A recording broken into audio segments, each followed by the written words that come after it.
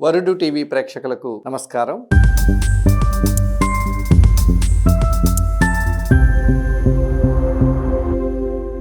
ఈరోజు మన మోటివేషన్ క్లాస్లో మొట్టమొదటి అంశం వచ్చి సెల్ఫ్ కాన్ఫిడెన్స్ అండి.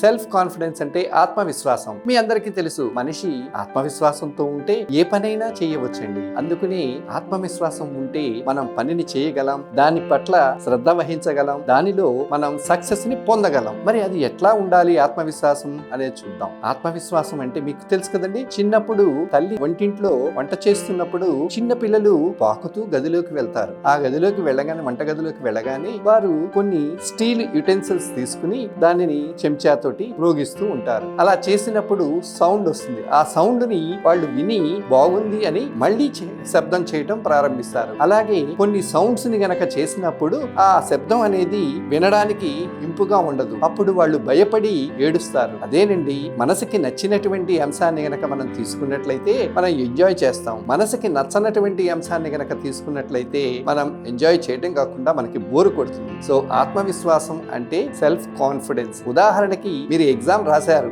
ఎగ్జామ్ లో మీకు 50 మార్కులు వస్తాయి అనుకున్నారు. కానీ మీరు క్లాసులో ఉపాధ్యాయుడు చెప్పినటువంటి పాయింట్స్ అన్నిటినీ కూడా విని జస్ట్ రాసేసారు, అటెంప్ట్ చేశారు. కానీ మీకు అనుకున్న 50 మార్కుల కంటే కూడాను 70-80 మార్కులు వచ్చినాయి. అప్పుడు మీరు చాలా హ్యాపీగా ఫీల్ అవుతారు. ఎందుకంటే మీలో కాన్ఫిడెన్స్ అనేది పెరుగుతుంది. నేను తరగతి గదిలో ఉపాధ్యాయుడు చెప్పినటువంటి అంశాన్ని గనక శ్రద్ధ వహించి విన్నట్లయితే సో ఈ విధంగా మార్కులు వస్తున్నాయి, చదవవలసినటువంటి అవసరం లేదు అనుకుంటారు. అదే తప్పండి. మీరు చదవాలి. చెప్పినటువంటి విషయాల్ని గనక మీరు విన్నట్లయితే 50% ఆఫ్ ప్రిపరేషన్ మీకు తరగతి గదిలోనే పూర్తవుతుంది. మరి ఇంటికి వెళ్ళిన తర్వాత అదే రోజు సాయంత్రం ఆ రోజు తరగతి గదిలో ఎంత అంశాన్ని అయితే చెప్పారో అంతే అంశం మళ్ళీ ఒక్కసారి టెక్స్ట్ బుక్ రీడ్ చేసినట్లయితే ఇంకొక 25% మీ ప్రిపరేషన్ పూర్తవుతుంది. మరి అదే వారంలో శనివారం, ఆదివారం, వీకెండ్స్ లో ఆ పర్టికులర్ వీక్ లో చెప్పినటువంటి అంశాన్ని గనక మీరు దృష్టి పెట్టినట్లయితే ఇంకో 25% ప్రిపరేషన్ అవుతుంది. ఏమండి, మీరు అందరూ అబ్జర్వ్ చేస్తున్నారు కదా, పరీక్షల టైంలో చాలా మంది కూడాను భయపడిపోతూ ఉంటారు. కాన్ఫిడెన్స్ అనేది ఉండదు. ఎందుకు ఉండదు అంటే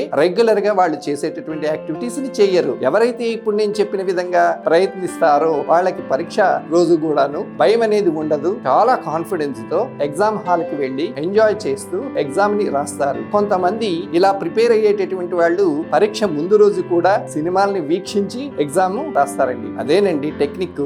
మనం ప్రిపరేషన్ అనేటటువంటిది డే 1 నుంచి కూడా పర్ఫెక్ట్ గా ఉండాలి. అప్పుడే మనలో కాన్ఫిడెన్స్ లెవెల్స్ పెరుగుతాయి. మరి మీరందరూ కూడాను ఈ సెల్ఫ్ కాన్ఫిడెన్స్ కి ఇప్పుడు నేను చెప్పినటువంటి పాయింట్స్ ని నోట్ చేసుకోండి, మీరు అబ్జర్వ్ చేసుకోండి. అలా చేసినట్లయితే మీకు పరీక్షల్లో మంచి మార్కులు వస్తాయా లేవా అని. అంతేకాదండి, సెల్ఫ్ కాన్ఫిడెన్స్ ఎప్పుడు వస్తుంది? మనం ప్రతిరోజు కూడాను ఏవైతే చదువుతామో వాటిని రెఫరెన్స్ బుక్స్ లో ఉన్నటువంటి పాయింట్స్ ని కూడాను మనం నోట్ చేసుకోవాలి. మనకి ఉపాధ్యాయులు ఇచ్చినటువంటి పాయింట్సే కాదండి, అడిషనల్ పాయింట్స్ ని కూడా మనం స్వయంగా ప్రిపేర్ చేసుకుని రాసినట్లయితే కాన్ఫిడెన్స్ వస్తుంది. ఇంకొకటి, పరీక్షల్లో మనకి ఎన్ని వాక్యాలలో, ఎన్ని వర్డ్స్ లో మనకి ఆన్సర్ రాయమన్నారో అన్ని వాక్యాలలో, అన్ని వర్డ్స్ లో రాయాలండి. ప్రశ్నని క్షుణ్ణంగా చదవాలి. ఏ ప్రశ్నకు ఏ సమాధానం రాయాలి, ఎంత మేరకు రాయాలో అంత మేరకే రాయాలి. సో చాలా మంది చెప్పేటటువంటి మాట ఏంటంటే, నేను 4 పేజీలు రాశాను 5 మార్కులకి, నాకు 2.5 వచ్చినాయి అంటారు. కొంతమంది నేను 1 పేజీని రాశాను, నాకు 5కి 5 వచ్చినాయి అంటారు. ఎందుకు అలా వస్తాయండి?